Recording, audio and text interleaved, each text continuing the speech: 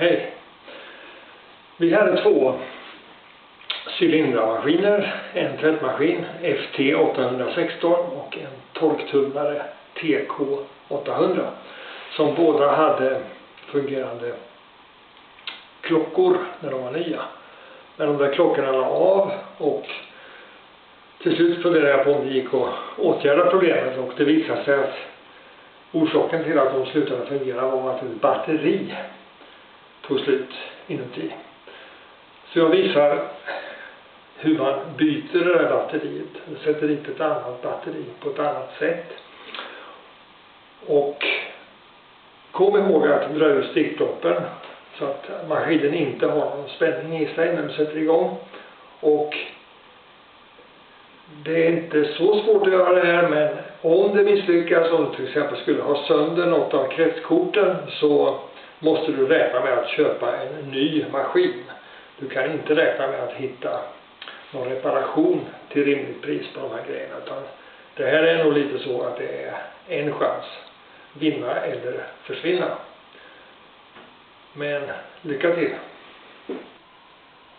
Här är originalbatteriet som har en påsvetsad plåt.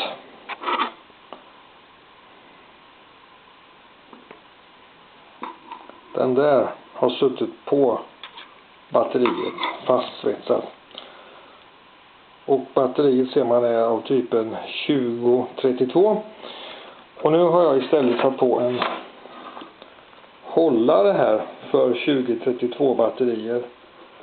Vilket nästan gick att göra i hålen. Man fick bocka lite på hållarens ben. Men nu går det att stoppa i ett vanligt 2032 batteri där. Här har vi tvättmaskinen. Cylindra. FT816 heter den. Och den hade, när den var ny, en fungerande klocka. Men den har slutat fungera. Nu ska vi se om vi kan lösa det problemet. Och då är steg 1 att dra ur stickproppen. Sen lossar man 3 skruvar här bak på maskinen så att man kan lätta på locket. Nu måste jag lägga kameran här.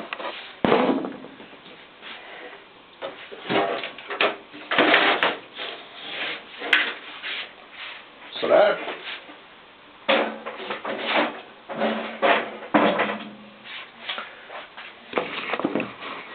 Nu har vi fått bort locket, och nästa steg är att ta loss den här frontpanelen som innehåller styrsystemet och elektroniken. Och då finns det små plasthakar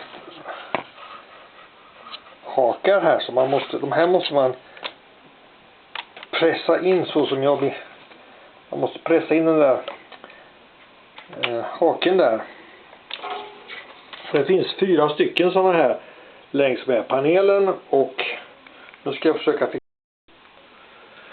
Så där, nu har jag fått loss de här plastflikarna, och nu kan man vika upp frontpanelen så här, och så tar man loss den.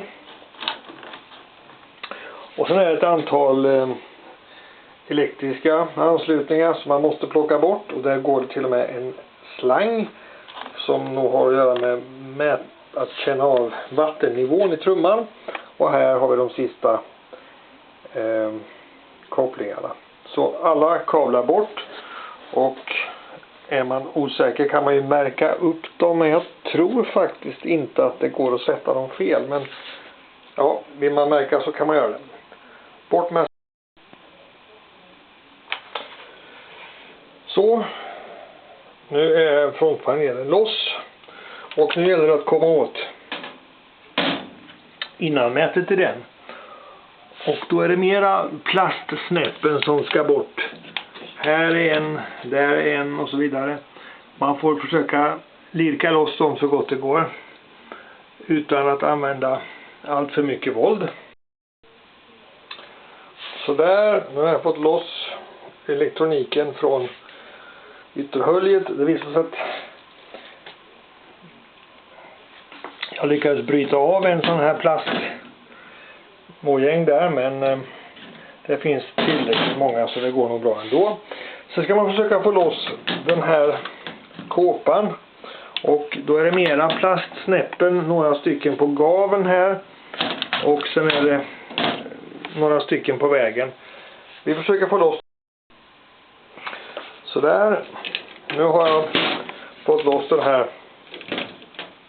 kåpan, och där sitter det ett kretskort i den. Sen har vi problemet med klockan.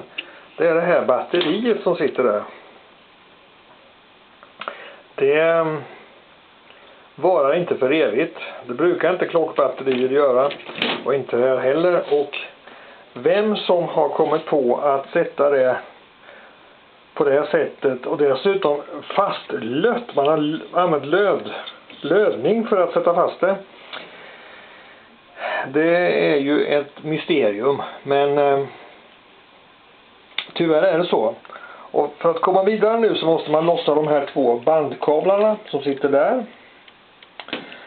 Vi måste ta loss den där bandkabeln, och då är det en liten klaff som man skjuter loss så där, va? Man trycker den neråt så kan man dra ur den här lilla tunna kabeln där, va?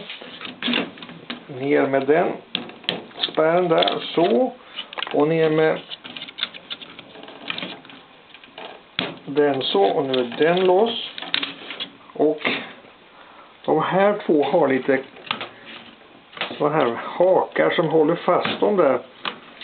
Man måste kanske ha en liten skruvmejsel där för att få loss dem. För att få loss de här kontakterna så tog jag och petade den här lilla haken utåt, och så vände jag med skruvmejseln under där för att försiktigt lyfta loss den stickproppen där. Och likadant med den.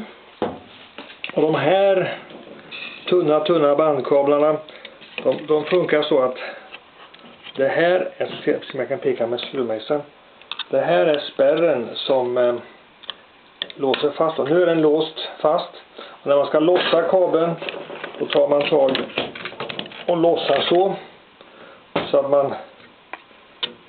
man får den här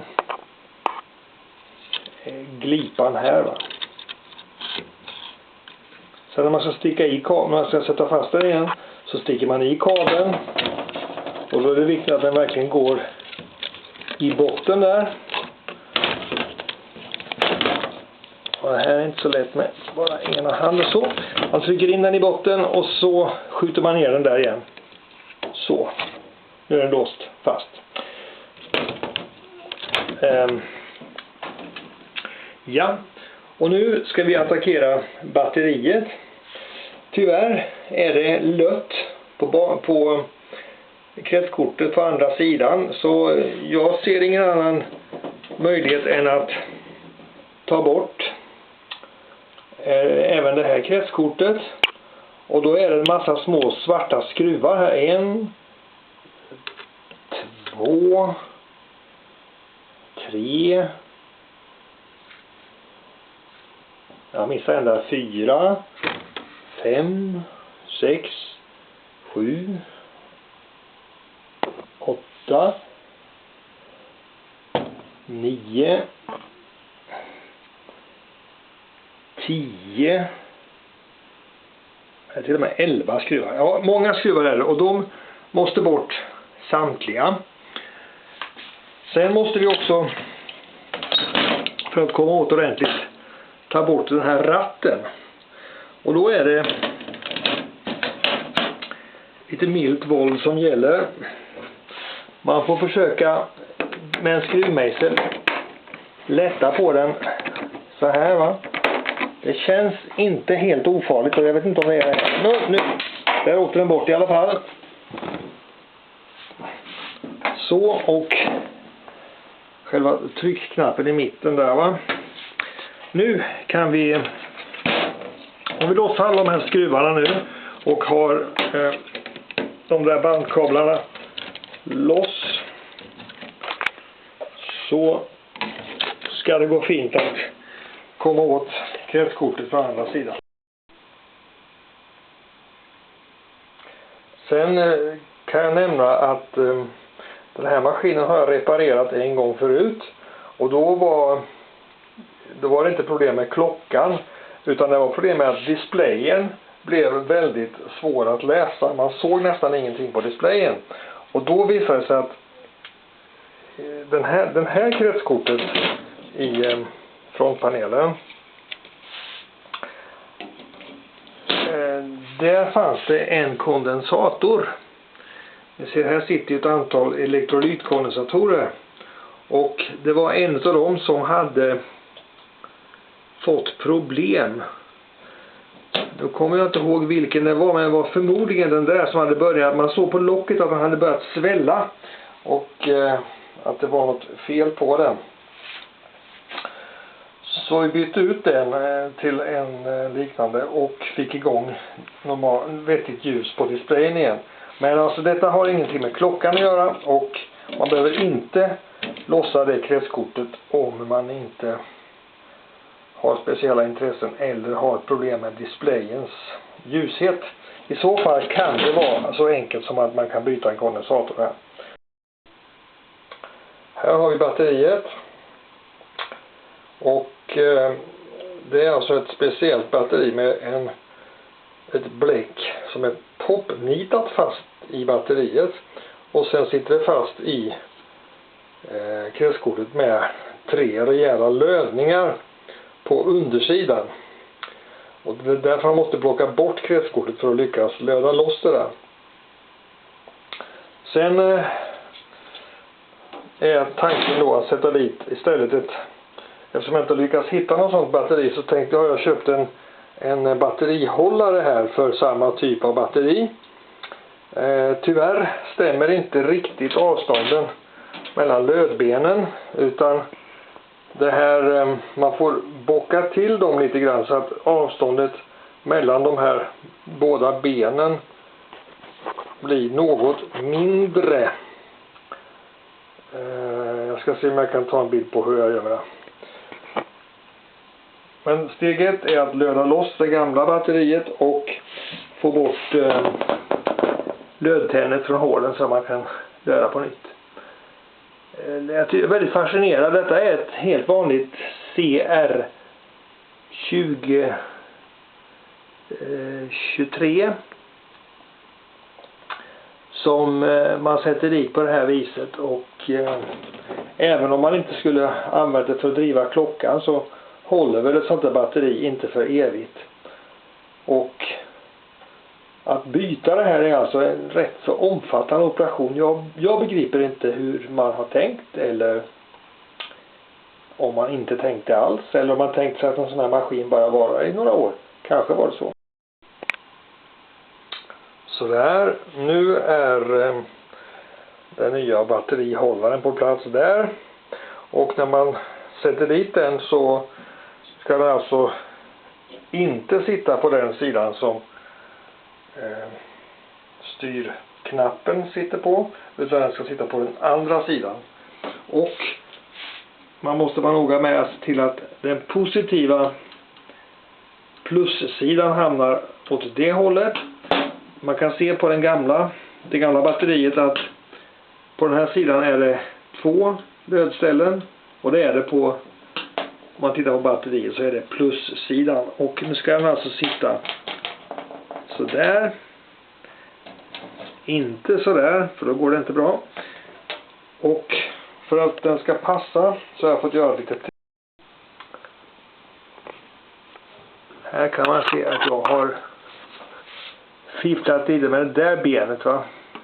Jag har karvat bort lite plast och ska vi se om vi kan få den att Man kan se här kanske. Där kan man se hur benet är lite bockat. För att man ska få ett lite mindre avstånd mellan de bägge stiften där, va.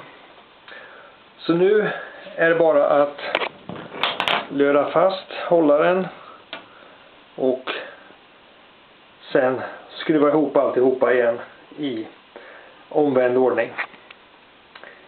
Lycka till!